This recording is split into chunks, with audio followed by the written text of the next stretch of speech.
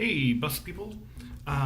Okay, so over the past several years, the attendance on our Wednesday night programs for kids especially has gone down, down, down, down, down. It's not good. Um, and it almost got down to the point where it was like, okay, is this even worth doing? Should we put our efforts somewhere else in order to reach the lost? Because on Wednesday night, that's who we're worried about. The people in the buses, the people that we bring in on bus ministry, that's who matters the most on Wednesday. We're after the lost, the hurting, the ones that have moms and dads in jail and get raised by grandma and grandpa. So we're looking at some different changes, and I've been on a bus and I've done bus ministry. I've been on a van and I've done van ministry. So I want to kind of tell you the story, like tell you how I got to the changes that we're making. I don't see a lot of future for bus ministry, like bus, 33 passenger bus ministry.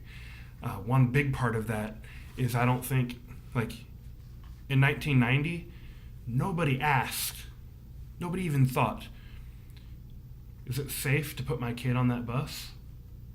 On that church bus? Is that safe? Nobody thought that. But now we're all litigious and we're all worried about it. Everyone's worried, is that going to be safe? Just a couple years ago, I had a complaint from a mom who was furious because her elementary kid got home on the bus and went up to mom and said, "Mom, what are nuts?" And the mom said, "What are you talking about?" And she said, "Well, there was a big kid on the church bus that said that if I didn't shut up, he'd kick me in the nuts. I don't know what that is." And mom was ticked. And frankly, I kind of was too. Like, whoops. I'm glad that's all he heard on the church bus, kind of, but I just thought we got to do better, right? And I've got a kid, and I know how important routine is and that bedtime. I won't want a first grader getting home at 8:30, 8:45. We can do better. I've been on a van, and I've been on a bus. And I think on a bus, it's very hard to actually have a conversation with a kid. Because it's so loud and it's a little rowdy and there's so much happening, you're just kind of stuck with, sit down, shut up. That's about all you can do. You can try to have a conversation, but you're going to be yelling, "Hey, what'd you learn today?" But in a van, there's no road noise. And it's almost awkward not to have a conversation with the kids. I drove the van to Corona once, and it was like, cricket, cricket. "Hey, so what'd you guys learn?" I have to talk about it. I had to start conversations, and the kids loved it. Okay, so okay, let me just give it to you now. We're going to run vans, and instead of there being like a centralized bus ministry, we're gonna have van ministry this season, and we're gonna use the vans as hard as we can, because there we could have some better ministry, like we can talk with them. But instead of the people that are on the vans, they aren't going to be van ministry volunteers. They're going to be kid ministry volunteers and youth ministry volunteers. And for some of you, that might be, maybe you really feel called to this. Maybe you're going to be a kids ministry volunteer. And what do you do for kids ministry? You ride in a van. You're also a youth ministry volunteer. What do you do for youth ministry? You ride in a van. Maybe that's all you do for those ministries. But I'm going to this is like a restructuring. I'm going to restructure our transportation ministry on Wednesday nights under the leadership of kids ministry and youth ministry. And we've done this, right, so we can do better ministry with the kids that matter, and we can get them home quicker. Check this out. New schedule. For Kids Club, for children, this is kindergarten through 5th grade, we're going to pick up in vans from 6:30 to 6:45. We can do this in 15 minutes because you have 2 vehicles going out. Not one bus, but 2 vehicles. So we're going to pick kids up from 6:30 until 6:45. And then at 6:45, not 7, 6:45, things start. The program starts. The music starts for kids at 6:45 until 7:45. And at 7:45, the kids ministry volunteers that do vans will get in the vans and run out and take kids home. Well, we're going to have kids home. Children, they get to be home by 8 o'clock. I think the fact that they haven't been might be the thing that's hurt us the most.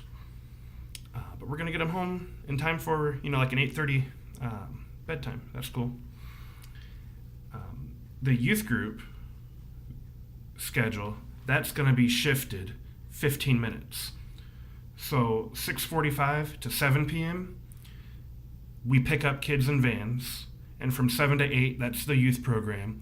And at 8 to 8:15, we take the youth back home. One difference for children, when we pick up children, that's going to be at their home. We pick up at the home, we drop off at the home. And when we pick up youth, that route is going to go very quick because we are going to pick up at stops around Waterloo. We're going to have a van stop. Like right here, right here, right here, right here. 4 stops and you got the town covered. And then we drop them off. We can't really do that with children because like a kindergartner shouldn't walk a few blocks in winter, So youth are going to pick up 6:45 to 7, have their program 7 to 8, and then drop off 8 to 8:15. If this helps you understand the schedule, here you go. That's what we're doing. And who's in charge of that? Aaron is our kids director. And so the people that are on the van for kids ministry, they're kids ministry volunteers. And Pastor Todd is in charge of the youth ministry or New Hope Teens. And the people that run for that route, they're going to be volunteers of the teen ministry. Now, if you really love vans, like transportation, this is like your passion, you can be a volunteer for both, baby. I'm just kind of restructuring it that way. I think that'll help us do ministry better and really care about the kids. Ideally, all of you would want to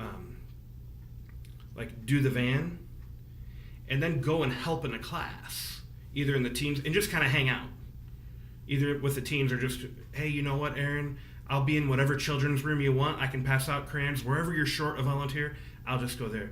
So you do the van, you go help out in the class, just help, you don't prepare anything, and then get back on the van. And that way, discipline can follow the child. So if they're naughty on the van, that was strike 1 in the van. When you mess up in the classroom, that's not strike 1, that's strike 2 because, we know what happened. So, I'm giving your information to Aaron and Pastor Todd, and I'm going to encourage him to invite you guys to be a part of these programs. If you know that you'd love to do kids or you'd love to do youth or you'd love to do both, and you want to be proactive and let them know, I'm sure they would appreciate it. But thanks for watching this. If you have any questions for me, I'll talk with you. I'd love to talk with you. Appreciate you so much.